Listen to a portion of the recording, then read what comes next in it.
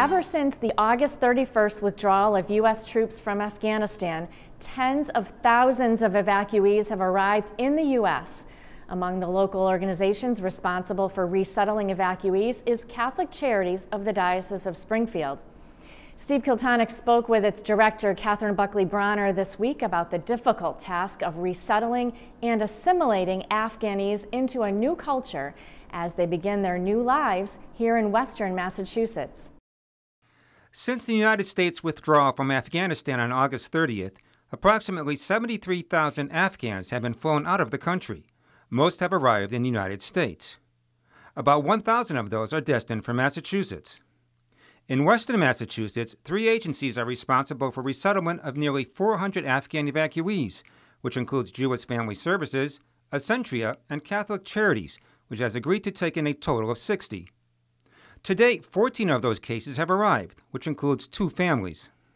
For the Afghan evacuees assigned to Catholic Charities, their first taste of life in America will take place inside this house in Holyoke, thanks to the generosity of the Franciscan Missionary Sisters of Assisi.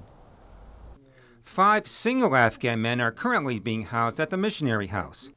The sisters have also made another retreat home available in Chicopee for the families and for others still to come. The evacuees spent a month being processed at one of 8 military bases in the U.S., where they were medically screened, tested for COVID-19, and applied for immigration status. We're following up on things like their Social Security cards and their employment authorization documents, making sure that they're vaccinated, all of these other things. We are trying to find housing as well as get them employed as quickly as possible so that they have the means by which they can actually go from this temporary housing position into something more permanent.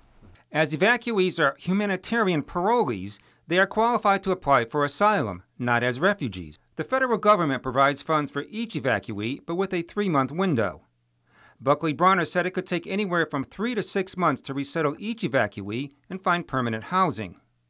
Government red tape slows down the process even further as they lack legal residency status. It is a monumental process, partly because the employment authorization document and their Social Security numbers are paramount in helping people find employment. And those documents are taking far longer to get to us than would be normal.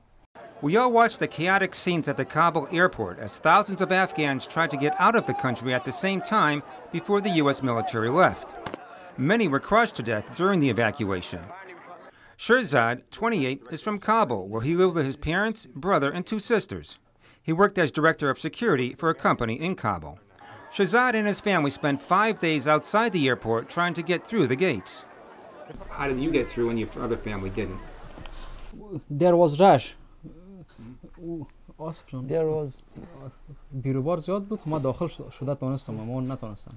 was a lot of crowd of people.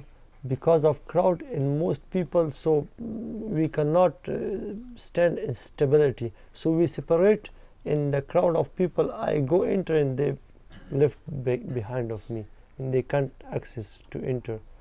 Shirzad remains in contact with his family, but he's worried about the Taliban and their safety. He spoke about his dream in America. First of all, if it's possible, I want to study. If not, I'm ready to take certain jobs. And what would you like to study? Anything in particular? I study in Afghanistan BBA. I'm Bachelor Business Administration. Shaheen, 26, is from the Panjshir province north of Kabul. He worked as a supply specialist for the Ministry of Defense, who contracted out for the Americans.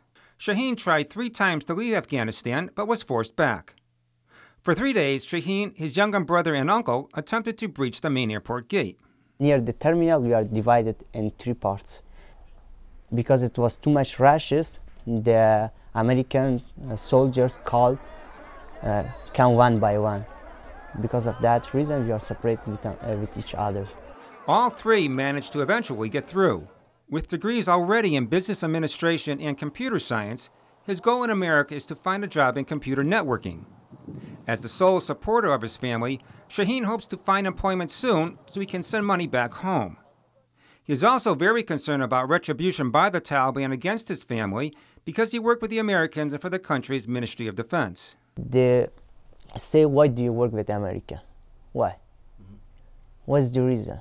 And also, why do you work with the Ministry of Defense? They have several punishes according to your crime. Like, you work it with American, it has a special punish. That work with government, a special punish. They try to find the family and an ID. Do you fear for your family? Yes. The families here did not want to be interviewed or photographed because of their expressed fear they or their children would be identified. The U.S. Conference of Catholic Bishops has identified the Afghan evacuees as a national priority through the Catholic Charity offices. Welcoming the refugees and helping them resettle and acclimate and integrate into our culture is a complicated process. And it also requires generosity. We've developed many good friends and associates, so we've been using those networks to get the message out. You know, and relying on the goodwill, basically, of many fine people out there, like the sisters here, who heard that there was a need. Buckley-Brawner has reintroduced its Circle of Care volunteer groups created 40 years ago to help refugees. It's wonderful. It's a way for people to be involved beyond just the idea of donating. While the difficult journey toward making a new life in America has just begun for these Afghan evacuees, Buckley-Brawner has high hopes.